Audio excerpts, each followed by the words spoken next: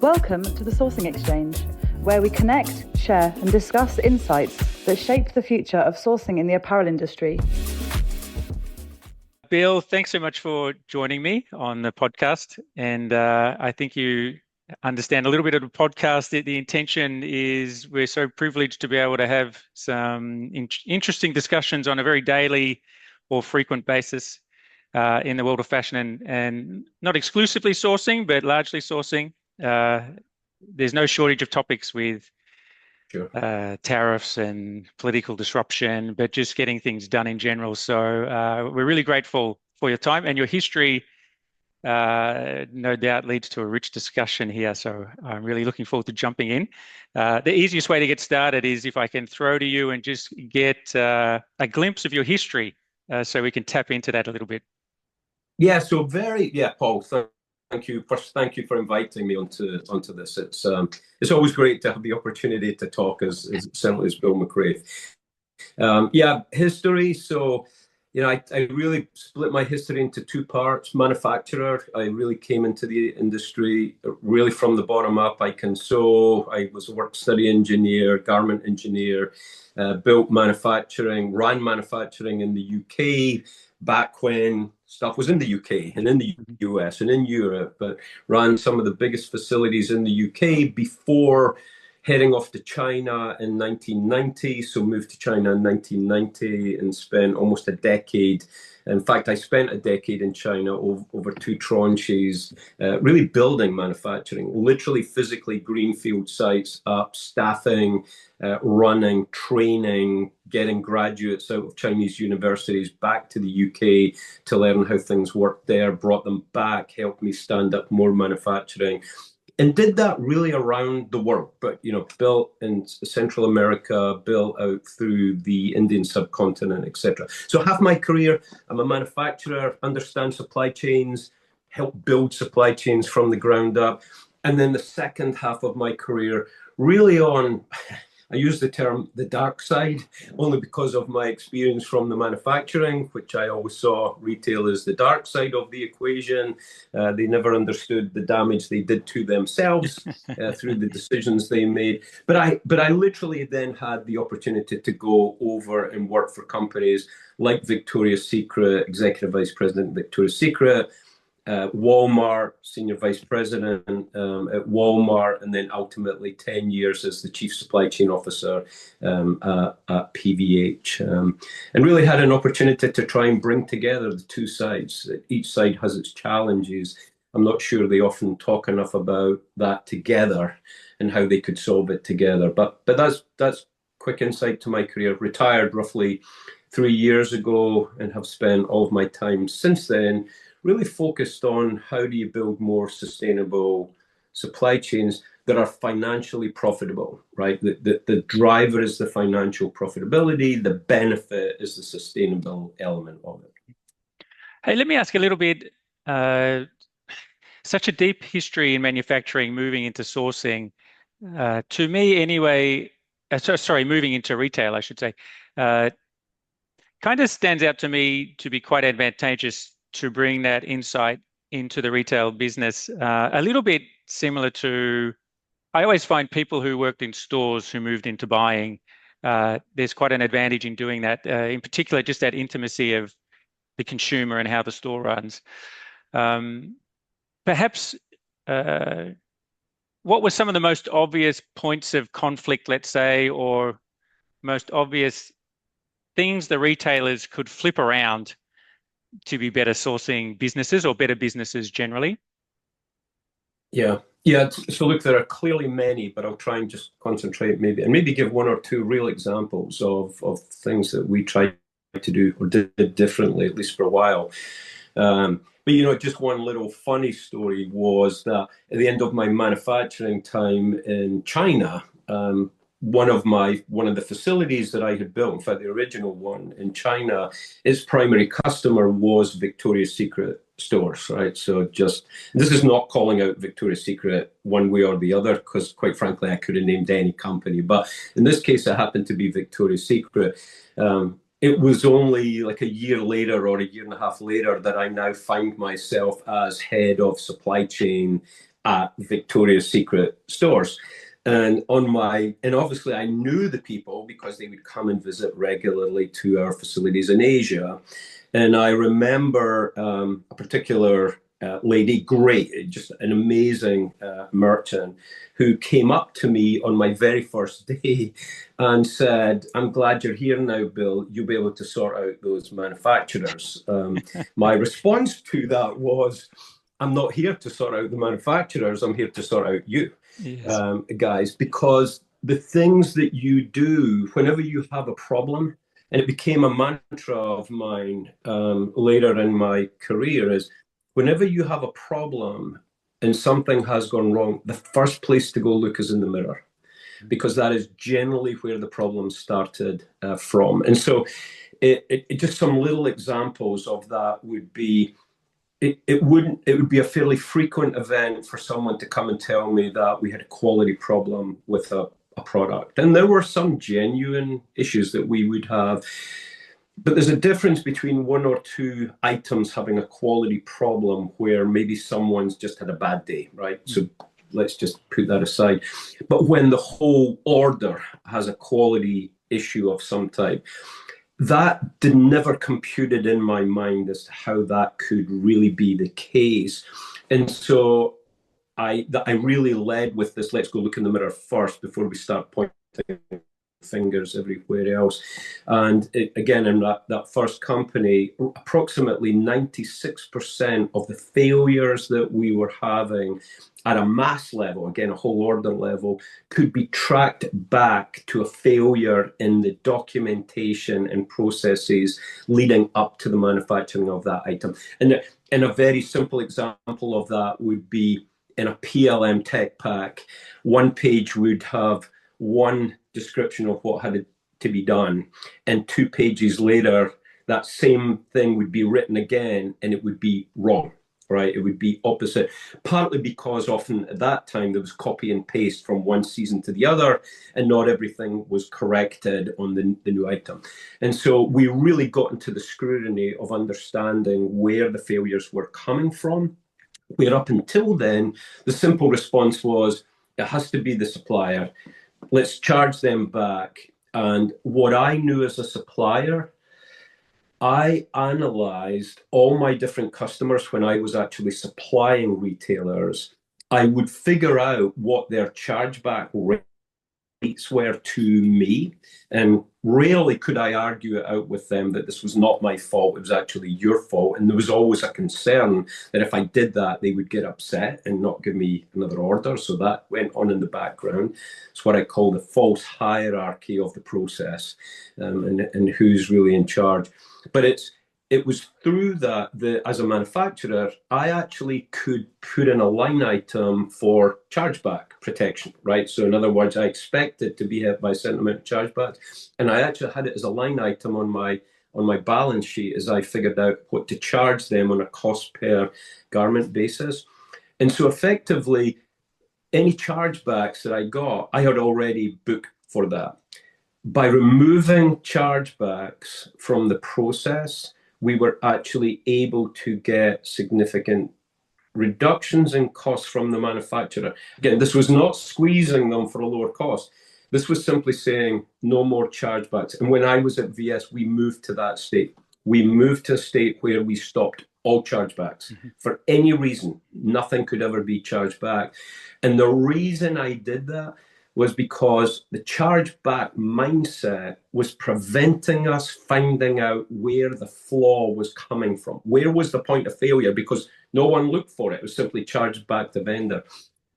By now taking all the chargebacks out, it now drove people to say, well, where did it really go wrong? And let's fix that so that it never happened again. So we took the chargebacks out. We identified the failures. We managed to get one particular supplier, who I won't name, actually give us over a 7% reduction in the cost of the items the day we took the chargebacks out, because they had allocated that into their P&L. So those would be some simple examples of where you just had a manufacturing side that was protecting themselves from a retailer whose again, and this is not about VS, by the way. Everyone, I would say, almost all companies are the same. But what was missing was people getting together to say what went wrong. Where did things go wrong?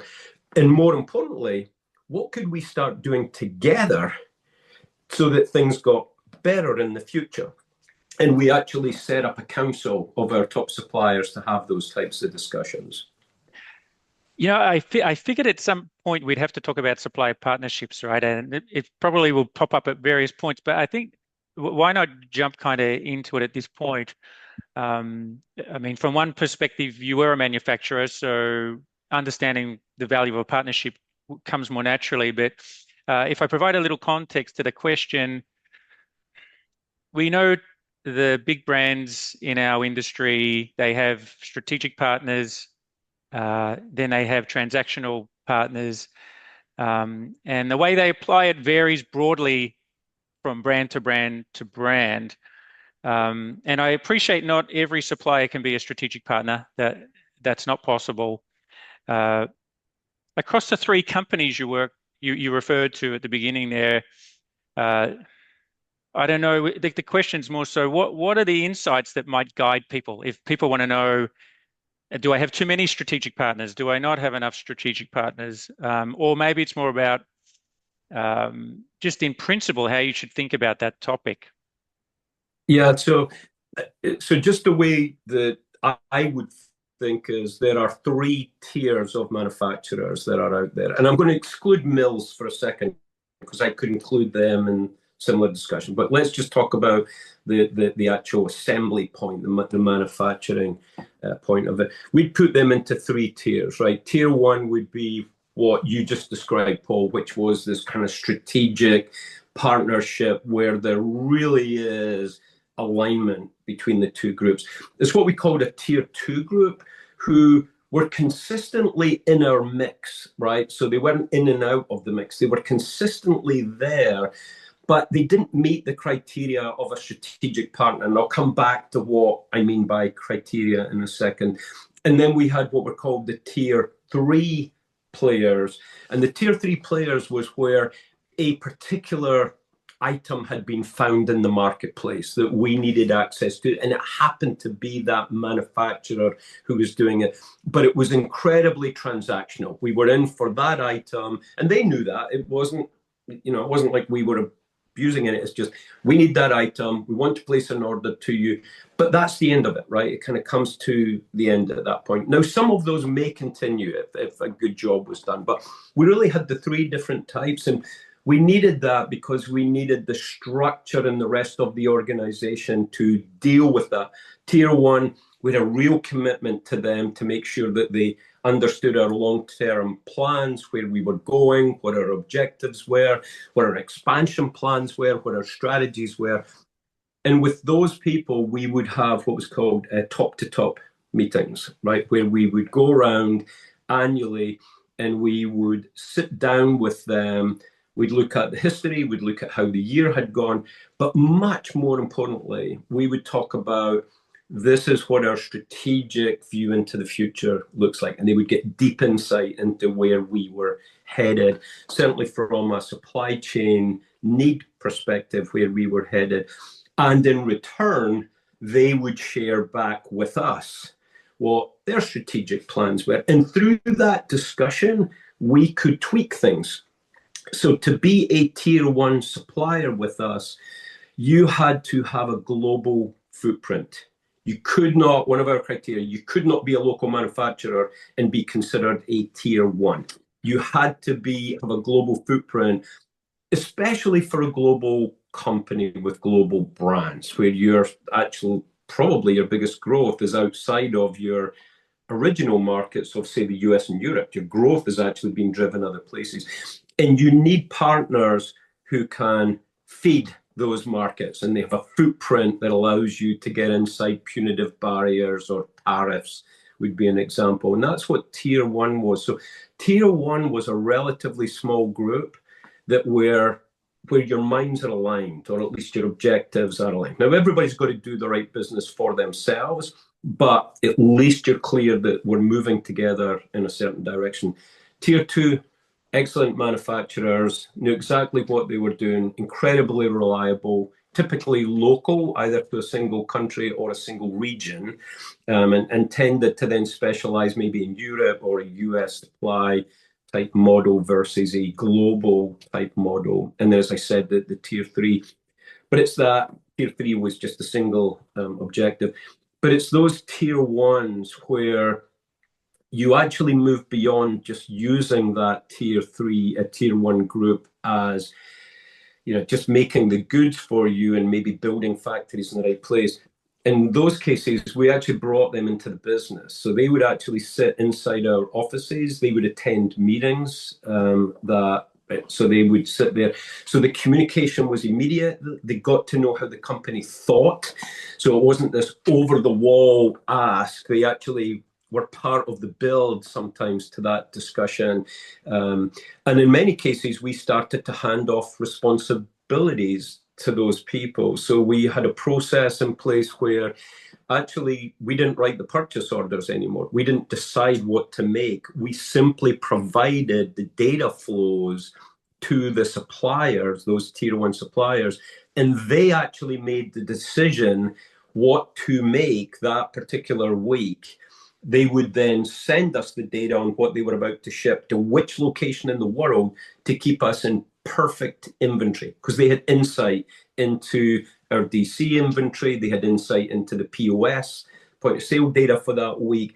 And so rather than us having to process it through a whole bunch of planners and inventory manager people and that would tweak things around, we simply said, give it to the suppliers. Let them decide what to make that week to keep us in perfect inventory. And that way they can best balance their manufacturing processes so that it's just, because we sold at a very constant rate. But if you looked at our POs, you think we sold everything one week and nothing the next. It was all over the place. And it really changed the whole model as to how we worked on some of our stuff. That's what you can do with a tier one relationship, right? And you've got to go through the thick and the thin with with your partners, right? Just as you would with any partners. In fact, one of my best descriptions is, right, so I've lived all over the world, right? So lived in different countries around the world. As I moved to different countries, I still have the same wife, right? We actually went together, right? We are partners, right? We think like each other. We are partners on that journey. And yet what you often find is when a manufacturer or a retailer is exploring a new region, Central America, let's say Central or South America comes up as a big opportunity, they will send people in to find new partners in that region, as opposed to why would you do that? Why aren't you talking to your current partners? They know what you do, they know how you operate, they know your flaws, they know your pluses. Don't change all the variables of new location, new partner. Reduce the minimum amount of variables, new location, but everything else is the same. Same partner, they know how we operate, they know how we work, they know our flaws that we've got, and go with that. That's the value of that kind of tier one supply group. And you could test, again, I just give you one more. You could test different models with one in particular, one really great supplier. We tested what was called a level 5 supply model. And what that said is let's not agree a price on the item, right? Now, obviously, for customs practices, you needed to put a price in. But what we moved to was a mutual profit model. And so the more profit we made on that particular range of product, it was a split between us and them. And so what it did was it took the manufacturer, even at tier one, it's still somewhat transactional, right? I'm still negotiating a price on that item, and you'll oversell it or undersell it. You'll mark it down, not mark it down. You'll have excess inventory at the end. And I'm throwing orders. What if you moved to a different model where you said, you, the tier one supplier, I'm going to give you a whole category to run, and we will enter a kind of dual profit model. So we both profit from it. It's not transactional anymore. It's not about how many we sell. It's about how good a job we do selling stuff at the maximum value, the maximum price. and any innovation you can bring to the table that grows that category, it's all yours, right? We're not bringing in a second supplier. We're not bringing, everything is yours. All flows back to you in that benefit. And it changes that whole model. And we actually tested that model out for a while. The surprise to me was I thought it would be the retail side that would have the challenge with that. Let's be the presidents and the merchants, etc., where they'd be saying, well, hang on a minute, we need a price because we've worked on a price forever. And what if the supplier cheats us and gives us a false price? And it's like, okay, why would they cheat us? They have an opportunity to grow. Let's think this through logically, right? Why would they possibly do that? And so we actually got it in place and we started running it. The little bit of a surprise to me was that it was the supply side, the manufacturer, who equally had the challenge with it. They weren't used to operating in this model where it's like, wow, there's a lot of flex in here to this stuff. It was much, they had been used to, I get a PO, it's got a price on it, I deliver it, I don't deliver it. And so it required a real shift in mindset. Unfortunately, we eventually shut it down. It was just, I think it was too early yet to do something like that. Real partnerships have got to be built over a long time, so maybe a little bit too early. But again, I use that as an example to say, when you have tier one suppliers that you've got this kind of lockstep partnership with, you can go blow up the current models and try all sorts of new things, knowing that you've kind of got, you're trying to do right for each other. Again, I go back to you and your wife, me and my wife. We're trying to do right by each other all the time. You can't do that when it's transactional, right? It's got a very different mindset to it.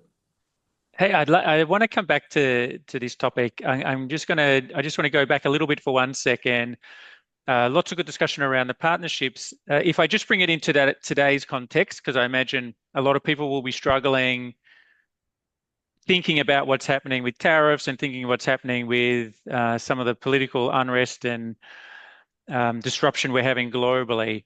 What I'm observing is the obvious three things on the topic of supply partnerships. Some retailers are leaning into the partnership and seeing the benefits of using the partnership to navigate the complexity of in particular today's volatile retail landscape. Others have gone the other way and seen it as an opportunity to, in some cases, be opportunistic and move and look for cheaper offers on the market, which have kind of eventuated from this situation. And others have just seen it as a way to put more, I guess they're nervous about cost inflation and looking at it as a way to offset cost inflation. And then there's the third group who are just the wait and see group. They're like, well, let's not get too worried just yet. Let's wait and see what unfolds. I'd love to hear your perspective on, advice to those in that situation. Yeah. So first of all, I would say where the world that we are operating in today, and obviously I continue to engage with a number of different groups out there. The world that we kind of operate in today, we've had those worlds in the past, right? Now, maybe it's a little bit more extreme right now. Maybe there's a little bit more shock that's in the system. Except I would argue that if anyone is in real shock about what's going on, then they just weren't paying attention. They had their heads down too much, worrying about the next order. I mean, we've known what Donald Trump had planned from his first term that was in place. Biden kept a lot of the original tariffs in place. It's not like they were stripped back out. And he was talking about it for 2 years prior to kind of coming into his new term. So no one should have been surprised or shocked what went on. Maybe the detail was flushed out a little bit more. I think there's obviously the added confusion that you're never quite sure what's landed. You're never sure exactly what the tariff is and how long it's going to be. Who knows how long the 25% additional tariff on India is going to be in place or not in place. But the reality is you have to deal with that stuff, right? I mean, most companies have shareholders. They do report. They have the reports to come out. They have financial targets to hit. And I think, unfortunately, in today's world, you see a lot of reaction to that stuff in the short term, right? CEOs can lose a job in the short term because their financials don't look great, even if their long-term trajectory underlying is still positive. I think it's a much more reactive world today, which makes it harder for companies to plan long-term, right? Because of these short tenures sometimes that CEOs and CSOs go through. My view right now is that I personally would not be overreacting to those things. I'm aware and I have seen of companies make very short-term decisions to pull away from long-term partners because someone offered them a slightly better price and they are reacting to that. They just have to understand that that undoes a lot of that kind of long-term trust that goes in there, and they'll pay the consequences of those decisions at some point in the future. They may not care, right? Because they may not be around. They may, in their own mind, say, well, I won't be around long enough. If I don't fix this, I won't be around long enough to do something about it. And if I get the advantage of the slightly lower price, it suffices me for the next 2, 3, 4 years that I might be in my job. So I think you're right. I think you see all these different ones.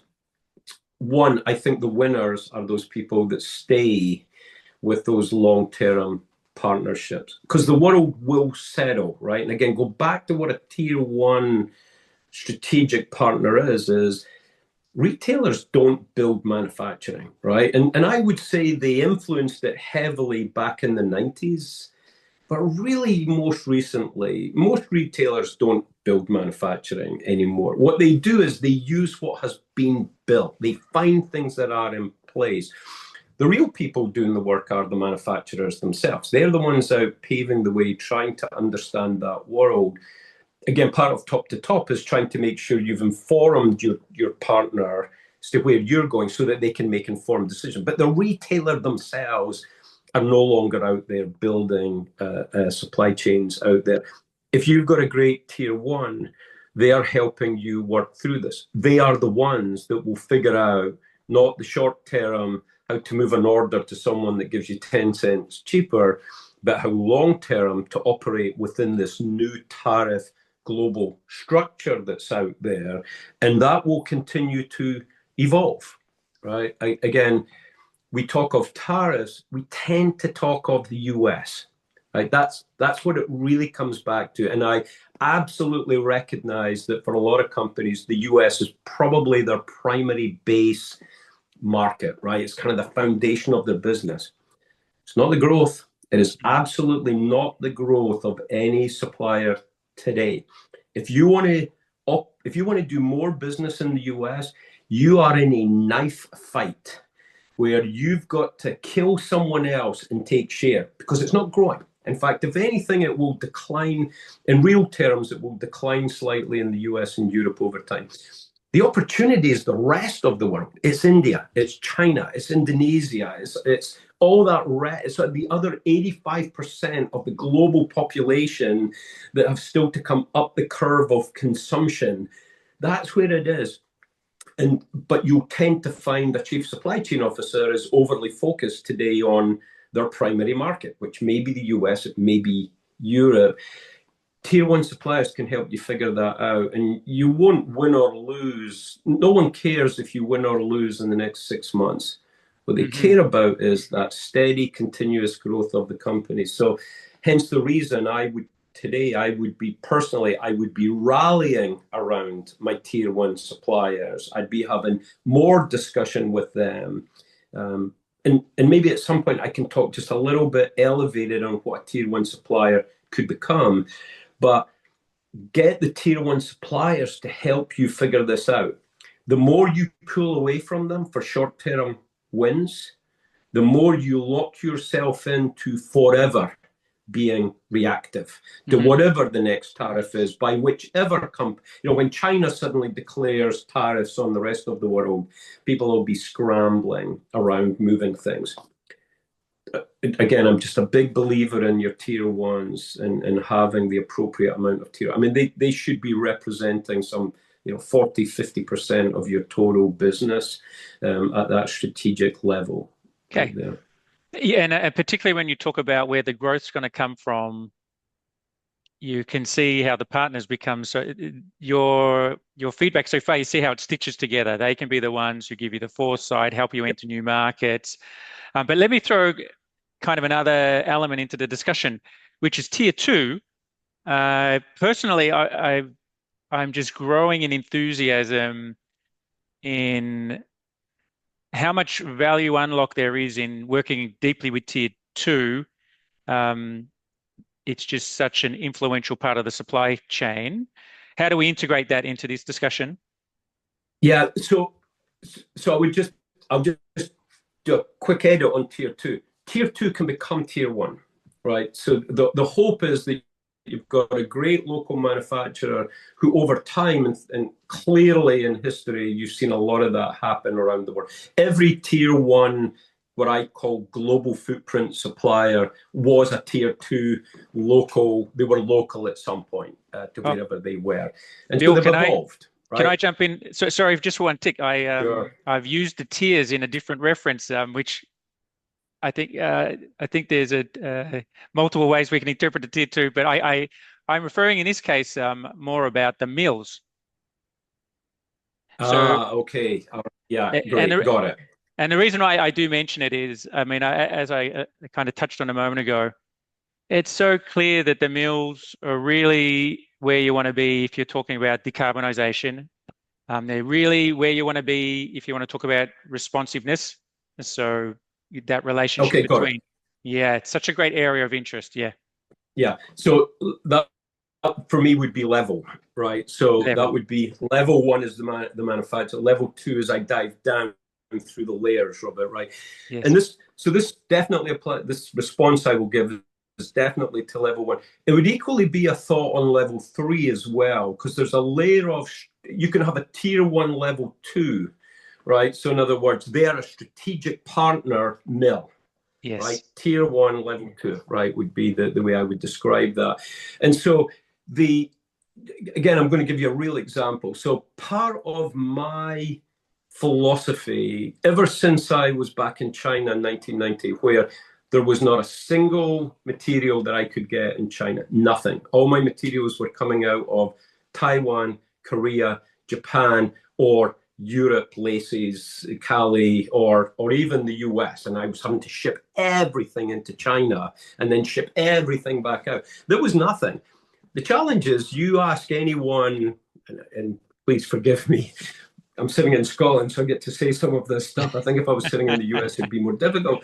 But most people under the age of 46 years old that are working in the retail side will think everything was made in Asia always, and China always had a fully vertical supply chain. It's what makes it so beautiful and why it's so hard to move away from China.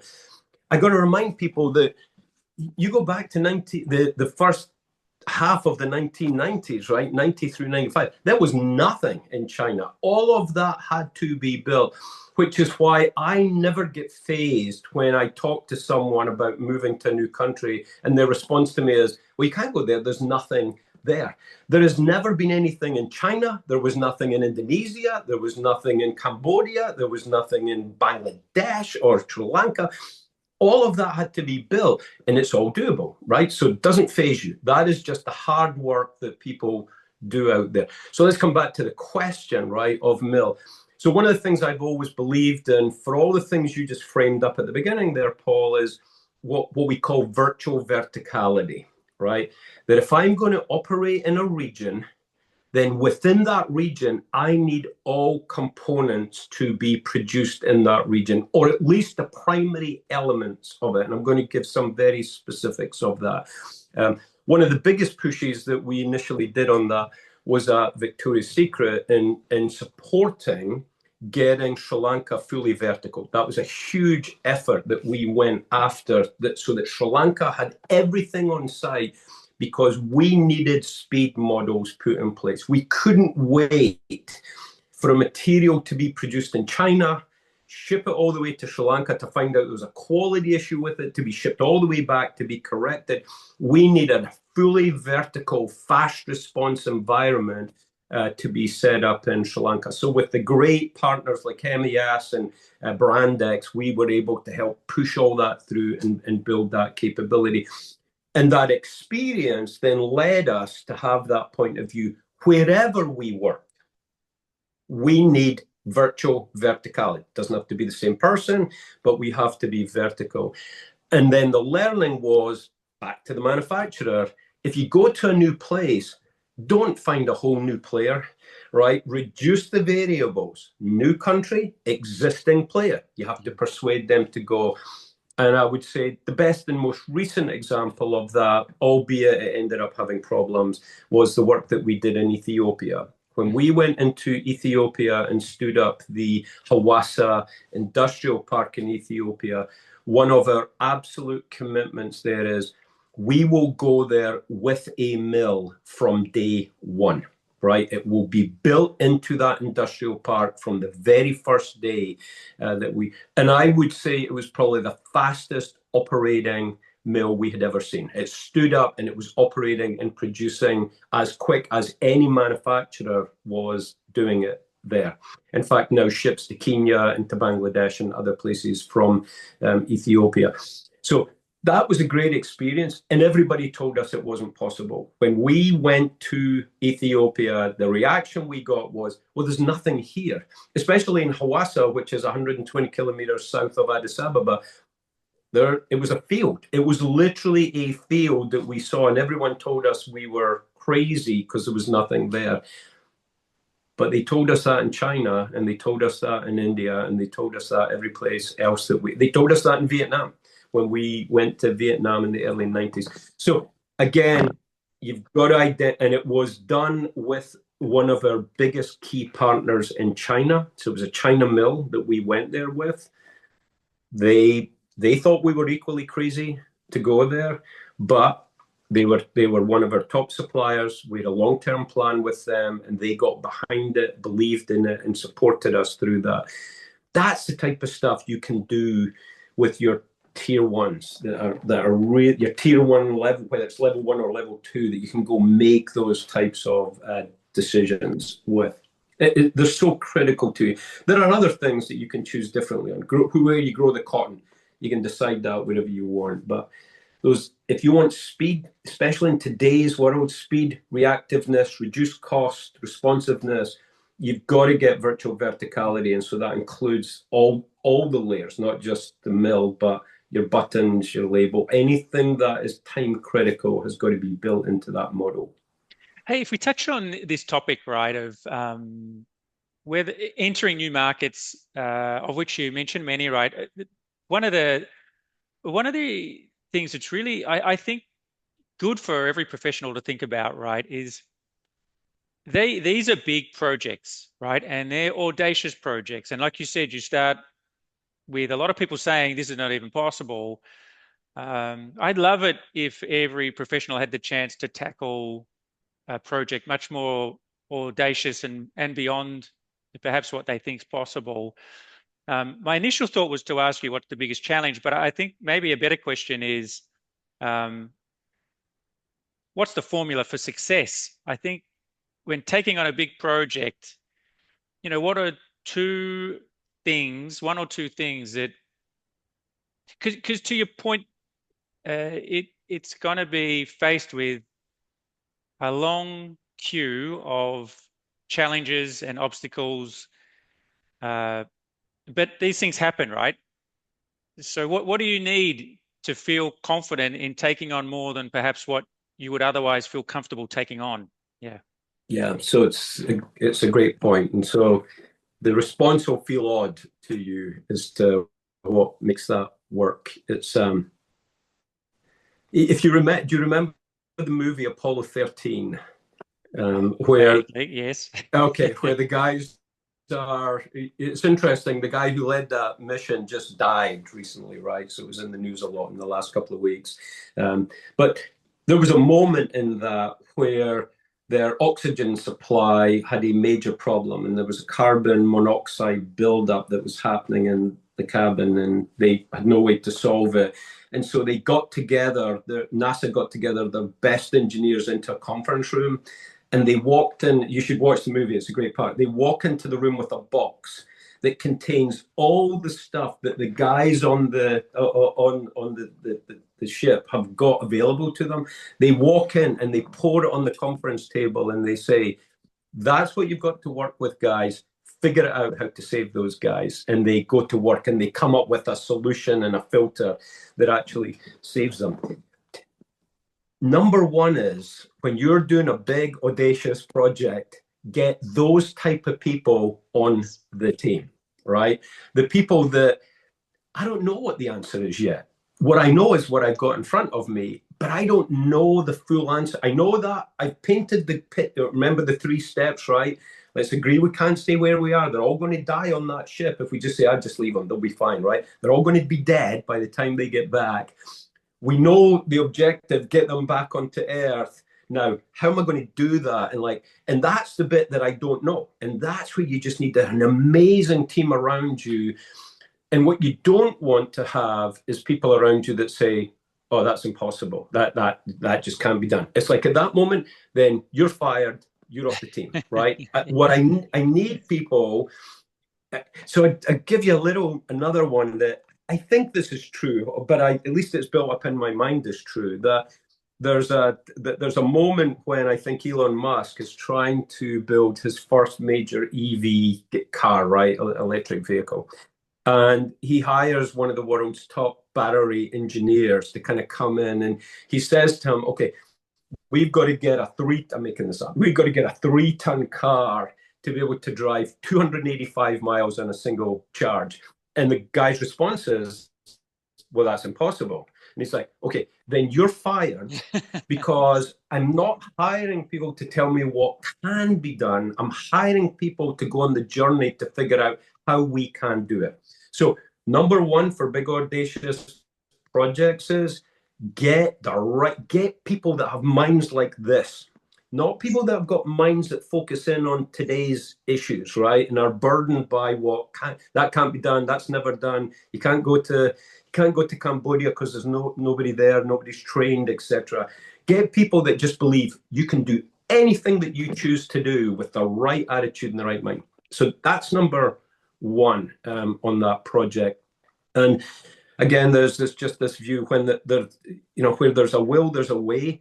Well, the will is so important to me to get stuff done. And so we spend a lot of time, when we did Hawassa, as an example, we just spent so much time. We assigned one vice president to spend 1 year, that's all he did, in Africa, finding out where we should set up the first industrial park of what was planned to be many throughout Africa.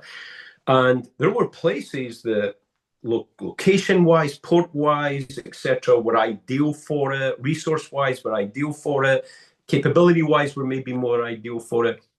Where we ended up was in a place where we had a group of people around us at a government level and a industry support level who just believed in the vision and believed you could do whatever you choose to do. So number one on my criteria is, there is nothing you cannot do. Nothing. It's just, anybody that says I can't do it, it's like, just get out of the room. I'm just not interested in. What I'm interested in is guidance on how we could do it better, how we could get there better. But if you ever come to the point where, well, it's just impossible, right, then I just don't need that around me.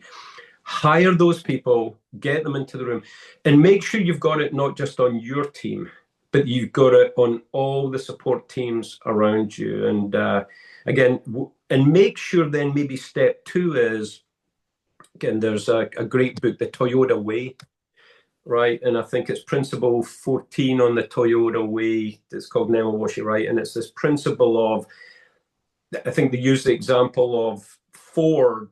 If they had a year-long project, Ford would spend 2 weeks telling everybody about the project they're about to do. Then they would start the project, and like more than half of them fail and are over budget. Whereas Toyota, 1 year project, they'd spend 8 months just sitting down with everybody to say, are you aligned? Do you understand not what the project is, but do you understand what it means to you, right? Because all the questions people ask is, what does it mean for me? What does it mean for me? What does it mean for me, right? And they get all that sorted out, and then they would deliver the project in 4 months and on time, on cost, right?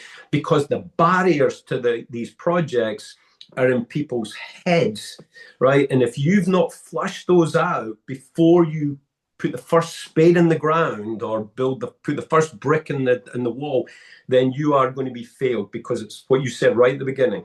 Of course there are obstacles. Of course there are bumps. You know, we had challenges from global institutions on where we were going to put this stuff, and we took those challenges on and pushed through, because we all believed, and it was like, yeah, we will get hit with those things. And I think the other part is recognize you will, right? If anybody believes you're going to do a project and it's going to go perfectly and there's no bumps, then again, you need to be off the team, right? Because we're going to have there's a ton of things we haven't even thought to think about at this point, let alone thought about. We haven't even thought to think about them that will hit us. But do I have a group of people that will recognize those, take those on, and take on the challenges? And so find your own team like that, surround yourself with a team like that. And generally, if you've done that, there are no grand, audacious projects. There are just projects, right? China was a project, right? There was nothing there, right? Nothing when I went there. There was dirt track roads and one taxi in the whole of Panyu County when I moved there. Yeah. Sorry, I get passionate. No, I mean, I love this topic too. And sometimes all you need to do is look around, right? I mean, I'm sitting here in Hong Kong and you think this city was built in, you know, such a short space of time, and probably every building people were nervous about, but every building went up. And I know if I was asked that question, I'd give a very similar answer actually. And that latter point, that things will go wrong, it's always the first time you go through it. And I remember the first time I went through it, somebody said to me, this project's going to have to stop because we can't get electricity to the main source. And I don't know anything about electricity infrastructure. And so I kind of semi-believed that this project could actually stop. But it's absolutely remarkable what happens when you get a lot of talented people together. And what I've found is it's remarkable how desensitized you get to it. So I think for anyone who's yet to tackle a big, scary project, that the first one will definitely leave you with a lot of sleepless nights. But by the time you get onto the second or the third one, you become desensitized to it. So I love your response, and I love the color in the stories that you shared. Maybe if I switch it a little bit to your current passions, you know, what are you working on now? Maybe let's delve into one or two of those for a little bit. Yeah, so really, since I retired, right, and this really stemmed from work that I was doing pre-retirement, that fortunately the company allowed me to continue to carry into my retirement. It was really focused on two things. Clearly, the world was changing, right? It had accelerated maybe through the pandemic, but I think it just accelerated through the pandemic. That was the direction that we were headed in. We needed to be far more responsive. You know, the company, all companies, right? Just look at any company's 10Ks that they issue, look at their inventory positions in that, and you see that companies carry a lot of excess inventories at time. And in this world, that is high risk, right? You have no idea what that consumer is going to buy. More importantly, you've no idea what your competitor is going to come in and replace your inventory with as being more attractive. And so having any type of inventory in the system is just a major problem. And so I say the second largest form of waste that we have as an inventory, an industry, is overproduction, over-ordering, right? Where we're over-ordering, stacking up our warehouses with stuff in the hope that the consumer will buy it before we ever actually know that the consumer will buy it. And what kind of goes hand in hand with that is kind of two things. One, so again, a Bill quote is, at no time in history has the last consumer willing to pay full price for an item bought the last item available at full price, right? We've never hit that crosshair of sold everything at full price. We either have one of two situations. Either we wished we hadn't bought as much and we've now got heavy discounting that we've got to go in. And in some cases, liquidation, where literally we're at the end of the season, we've got to pack up the crap and we've got to then sell it off through brokers, etc. And often that stuff ends up in Africa, unfortunately. So that's one situation. So there's a downside. And financial teams account for that. They have sell-throughs at 75% that they allow merchants to play with, which basically means right up front we're acknowledging that there's 25% of it we will not sell at full price. It's like we go in with an expectation of failure to that. But the other side of that, which I think a lot of people miss and don't measure, is the stuff that did sell incredibly well and we run out of inventory, right? And just think of how many times have you gone into a store and seen an item that you love, except it's not available in your size, right? They've sold out, or your color, they have sold out. And the fact that they have lost the full price margin on that item, and then the shelf next to you has got all the ugly colors and items that nobody wants to buy that you could have an ample amount of, but you're not willing to pay for it. So those are the two sides of that equation. And so part of what we work on is how do you solve that? How would you go about solving that? And you will see many people talk about speed models that they have got, highly reactive models in the marketplace.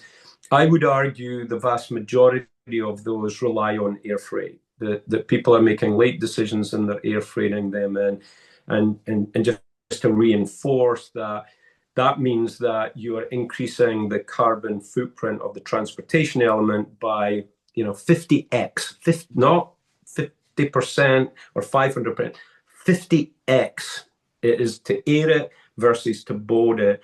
And it's 70x more damaging, 70 times more damaging to the environment because it's high air carbon that's out there. So it's a very damaging thing to move things by air.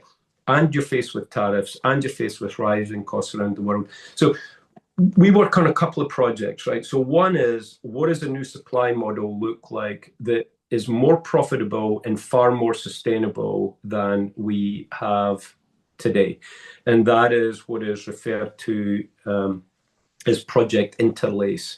And that fundamentally means that there is a relatively small amount of product or design, innovation, product testing, etc., that if it was brought back into the retail environment and was more responsive at the local level, could actually inform the rest of the ordering and the rest of the buying that is still done globally, which again, the mainstay of the business still has to be in these kind of what I call lower, slower environments that are out there.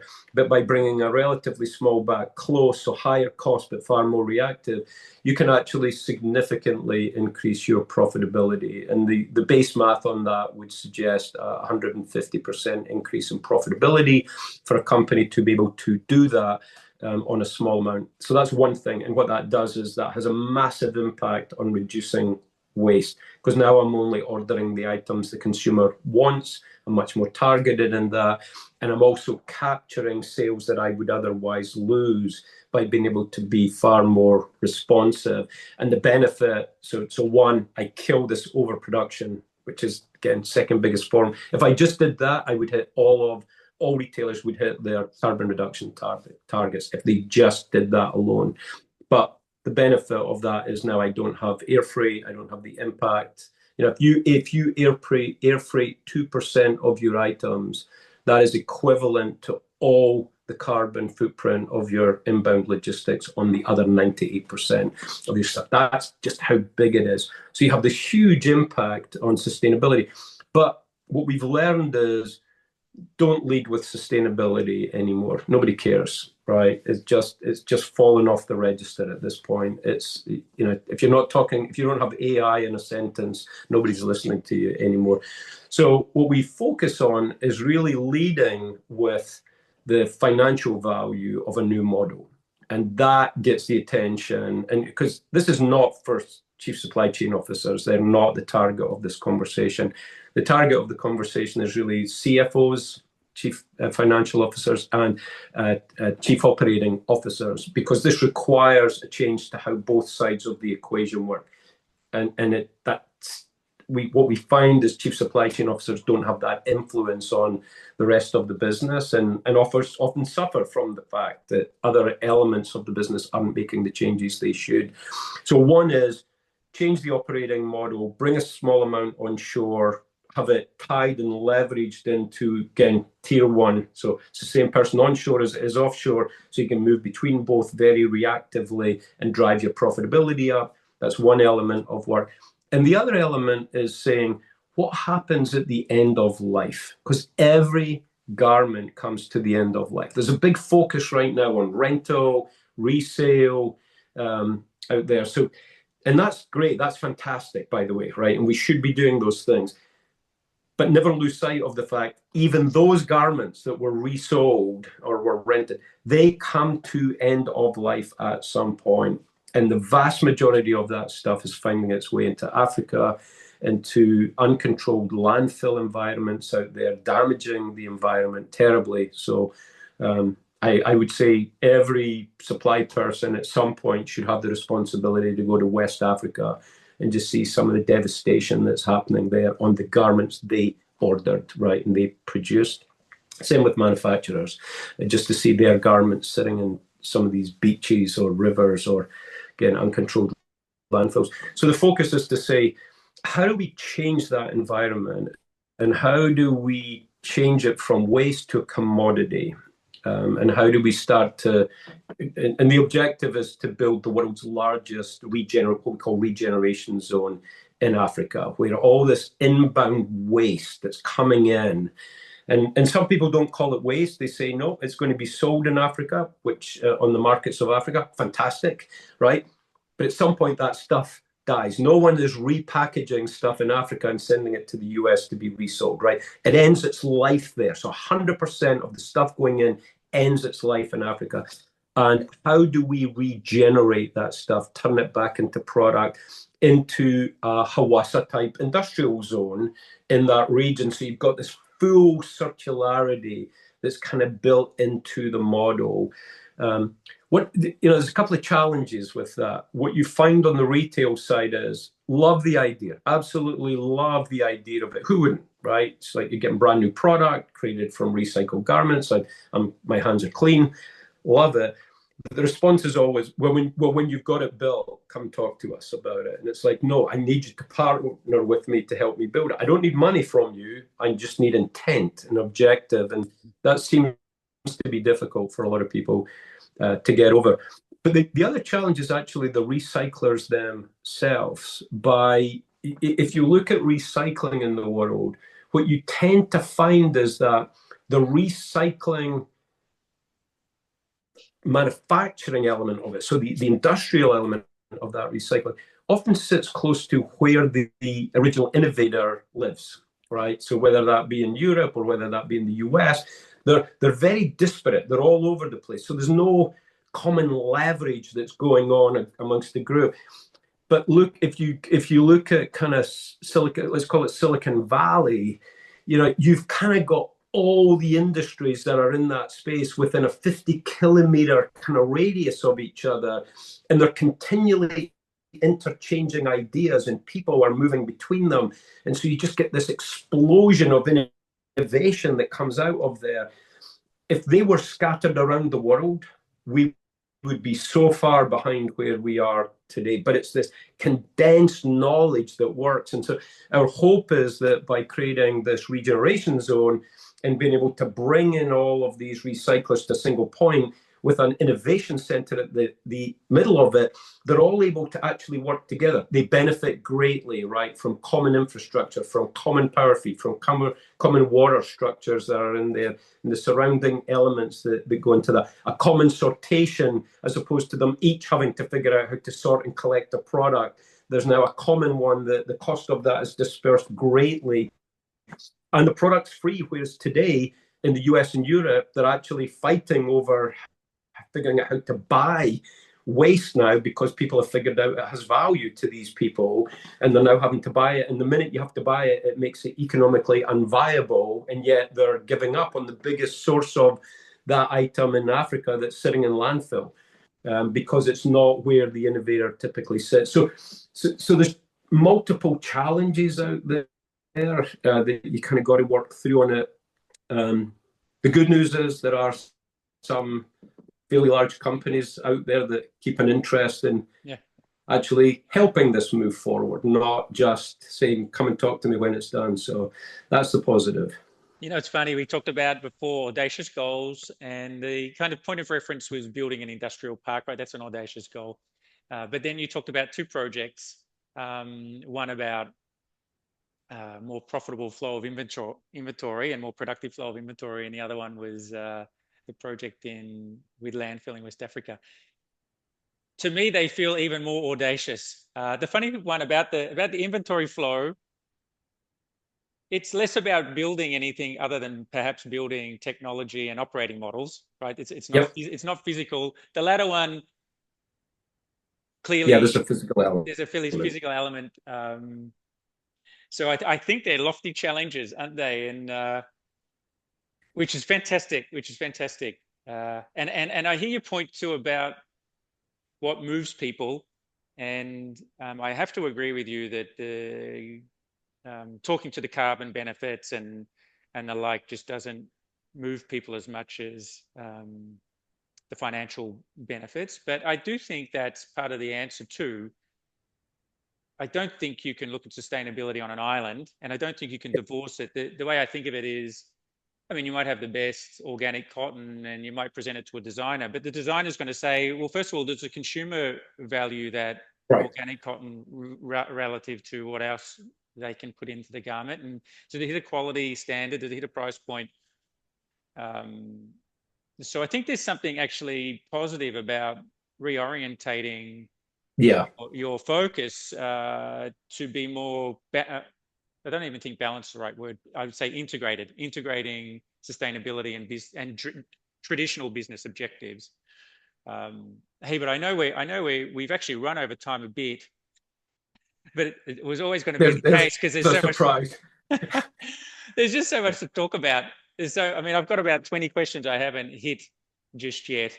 Maybe for another day. Maybe we can do another day. Yeah, so there's like listen to episode 2 of this. But look, Paul, just on that last point, it's interesting. I had recently, had the opportunity to talk to the leadership group of a company who actually isn't in the apparel field. I was actually asked if I would come, or I did it virtually, but talk to a very large company that was in a completely different space to where I was. Almost so disassociated that you would wonder why would they ask me to come in and talk. And I restricted it. I kept my talk to 4 slides because I was trying to make a point that I had a slide of the benefits that were sustainability, and they were huge. That by changing the model, here is the big impacts. And it was like, who wouldn't want this? And I had a second slide that was all about the financial benefits, and who wouldn't want that, right? The financial benefits. And so I shared the 2 slides, but twice. And I made the point that I used to lead with the sustainability one first. And by the time I got to the end of talking about that slide, everyone that mattered except the sustainability team had phased out, right? They had checked out, right? And so by the time I got to the financial benefit, they were on their cell phones, they were catching up on email, and that, as opposed to changing it to leading with the financial benefit slide first, got the attention of all the people who cared, and then reinforced then with the second slide of, oh, and by the way, there's a sustainable element in there. And so it just keeps reinforcing to me, one, make sure you're talking to the right target audience. And that's the people who can influence the whole thing, not just one element, because the whole thing has to change for the new models to work. And 2, lead with the financials, because that's the hook. Everything else is just icing on it. Hey, and Bill, because I share your thinking, and I'm pursuing a similar agenda from a carbon perspective, and I link it back to your passion with inventory, funny enough, because I rewind about, I don't know, 20 years, where there was a belief 20 years ago that buyers just went out there to buy big, get discounts. And there was kind of this belief that the consumer also wanted all this inventory. There was a belief back then, and I was part of it. And then I remember somebody at the time visited us and said, hey, there's a new world, and now we're going to focus on stock turn, stock productivity. And I have to tell you, half the people struggled to grasp it, because what it meant was, efficient supply chains were sending pallets into stores, and stores were overwhelmed. And then you saw this evolution. Now you pick in the warehouse, you pick product into a roll cage and send it to the aisle that it's going to go on. So the store's life's much more easier. Like, it's a remarkable difference. Yep. I kind of liken it to the same thing. Back then, people had to shift from it's all about buying big and getting discounts to no, it's about servicing the customer, which effectively is the store better and better. And I think it's the same with carbon, right? You can't just say, hey, I'm going to go out there and build things that decarbonize. You've got to go out there and build things that meet what the consumer wants in the middle, perhaps, or not even in the middle, embed it within that narrative. So I see, I hear you loud and clear on this one. Yeah. It is, just a watch on some of this stuff, right? And again, it's where I sometimes worry. And again, I unapologetically exaggerate to make a point, right? Sometimes, but I worry sometimes that there was a time where a lot of the chief supply chain officers in the world were actually ex-manufacturers. In fact, if you go to limited brands that Victoria's Secret was head of, virtually everyone that worked there had been a manufacturer in the past. As manufacturing had kind of fallen away and declined in the US, they had gone offshore to help build new manufacturing offshore. More and more as suppliers have kind of stood up, and they're now more competent than a lot of the retailers are at what they do. That interface, that supply interface, often lacks the manufacturing knowledge. Now, turning up for a 1-week trip to Asia and visiting a bunch of factories that are all prepared for you to visit, right, and cleaned up and nice and shiny, is not, I understand, manufacturing, right? It's actually going and physically doing it yourself. In fact, again, you could edit this out, but one little funny stuff. My son once asked me, he said, I'm very interested in what you do. I'd love to do that type of job. And so the very first thing I did is I said, okay, then you need to go and work in a factory. And so I sent him to China, where I managed to get him a job in a factory where he lived in the dormitories. He spent all morning working on the factory floor, learning how to sew and that. And then he spent his afternoons doing merchandising work, engaging. And he did that for 6 months in China, spoke no putonghua, nothing when he went, and came back, was kind of free-flowing, eating everything, was able to travel around. But he needed the base knowledge if he was ever going to engage appropriately. I think we've lost a lot of that's out there. And the reason I bring that up is, so there was this view that the bigger the order, the bigger the discount. And I had to walk people through that's just not true. Right? That if you are a manufacturer, your objective is to keep a single operator at as high an efficiency on the sewing floor as possible, right? And I set up these production lines. If you come along with a large order of any large retailer that's out there, let's say 100,000 units, and you give that to me and you need that produced in 45 days, that is a disaster to a factory. I've got to change every single line. I bring down every single operator. I need mechanics everywhere. I need lines. I've got to bring them all back up. And so every production line is on a slow build curve to get them back up and efficient. It's my most expensive product is to do one of those, as opposed to give me 2,500 units. that I have to deliver in 30 days, that I can run down one line and just keep that line constantly running all the time and then change another one. So unless you have manufacturing knowledge, most people just don't get that, right? And so they just assume bigger the order, bigger the discount. I've got 100,000 units, go out and get the best, lowest price that you can. And I had to get people's heads wrapped around the fact that I could actually get you a better price on a 2,500 unit order that is run properly through a production line and kept on than I could on a 100,000 unit order where I've got to shut and change over a whole factory and create a disaster and inefficiencies out there. But we've lost that. I think, and it's not to say we've lost it everywhere. Clearly, a lot of highly competent people out there. But overall, I think we've just lost that. And so this partnership thing breaks down a little bit because, and it's the same on the other side, right? Manufacturers often don't understand what retailers are struggling with and the complexity, and so they don't get it. And that's where back to how we started this whole conversation. This is where great partnerships work, where don't use partnership with someone when you want a discount off them. We need to partner, right? And that immediately means I'm going to ask you for a discount. It's like, we need to lock minds as to what can we collect, what can I do? You tell me what I can do. Let's describe the situation and let's work together on how to be. There's so much waste. There's so much money waste in the whole supply chain that if you're arguing over 10, 20, 30 cents on an item on a transactional basis, you're doing the wrong, you shouldn't be in your job. If you're having a discussion about how do we take the waste out of the system and free up dollars, you should have that job. Yeah. We definitely will have to have an episode 2. That just opens up a whole realm of new discussions. Yeah, to be honest. Sorry. No, it's fantastic. Thanks so much, Bill.